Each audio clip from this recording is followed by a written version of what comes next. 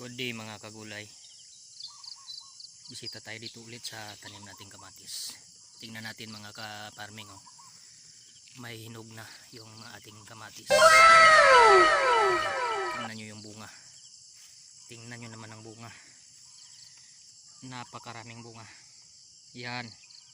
Kung makikita ninyo mga ka-farming, itik sa bunga yung atin pong mga kamatis.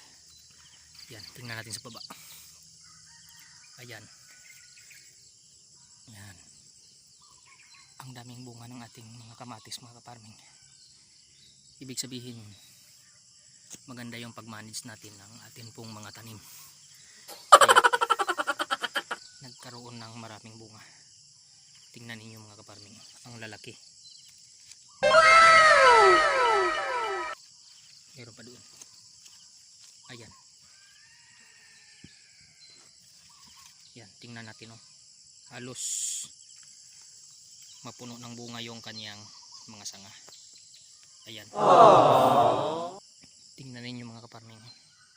Meron pang nagbubunga sa taas. Ayan. Ito sa baba, oh. Kung makikita ninyo, halos bunga lahat. At meron na ring mga pailan-ilan na nahihinog. Ayan, oh. Tingnan natin mga ka-farming. Yan, oh.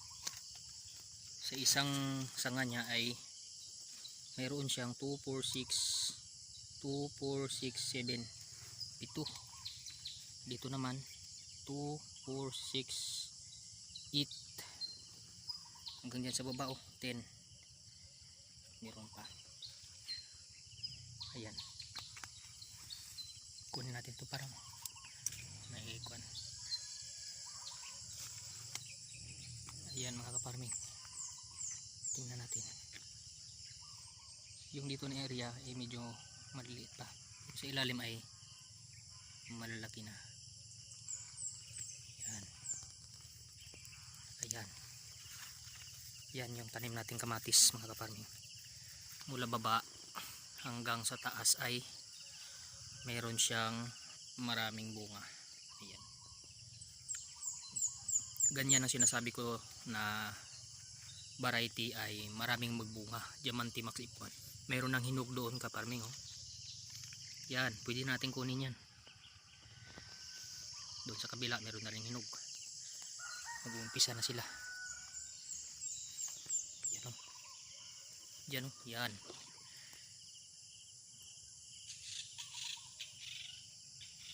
Dami siyang bunga mga ka-farming. Ayan, oh, tingnan natin. Yung sa kabila meron tayong intercropping na talong. Yan mga ka-farming, oh, lalaki ng kanyang bunga. Kahit medyo kumulot ito, pero tingnan ninyo, dami pa rin siyang binigay na bunga. Yan, oh.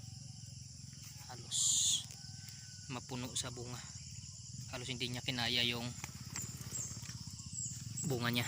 Meron ng hinog. Pwede nating iseleksyon yan mga ka-farming. Dito na area ay marami din, oh. Yan, makikita ninyo mga ka-farming, ang daming bunga po ng ating mga tanim na kamatis. Yan, nakatago dyan sa baba, oh. Yun, pero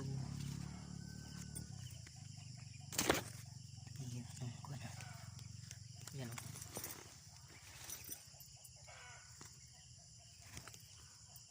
Yan, magtatali na naman tayo nito kasi medyo natumba na yung iba sa bigat po ng kanyang bunga. Yan, yan, may mga hinog na. Kukunin natin yan. Kukunin natin ito.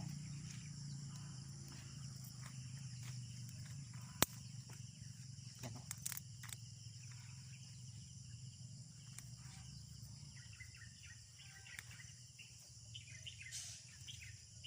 Yan, makikita ninyo mga ka-farming, halos itik sa bunga. Yan, tinalim. Itik sa bunga mga ka-farming. Yan, hinog na. Yung mga hinog ay kukunin natin, dalahin natin sa bahay. Hindi na tayo bibili ng kamatis. Yan talaga, pag may tanim ka ay malibre na yung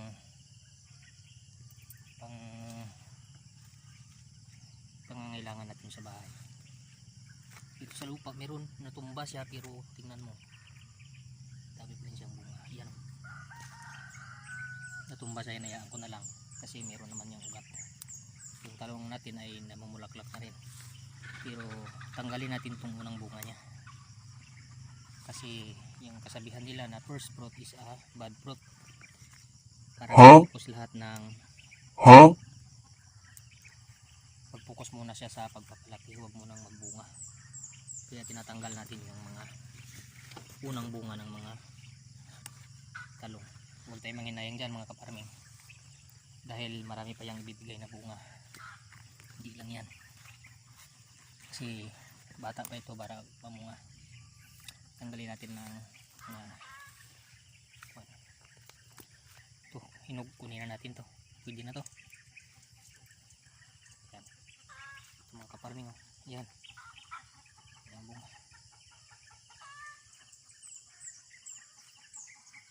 Ito, tanggalin natin to. Ito, may hinog na, kunin na natin. Yan mga kaparming. Yan, yan yung mga tanim nating kamatis. Yan. Doon sa kabila ay may tanim din tayong sitaw dyan. Sitaw at saka talong. Yan, tinalian ko na yan kahapon. Nagtali tayo kahapon. Ito ay namumunga pa rin, oh. Meron pa rin siyang bulaklak at nagkakasanga. Kasanga pa rin siya. Yan, tingnan ninyo sa kabila, oh. Halos namumuti yan sa bunga, mga kaparming. Thanks for the follow!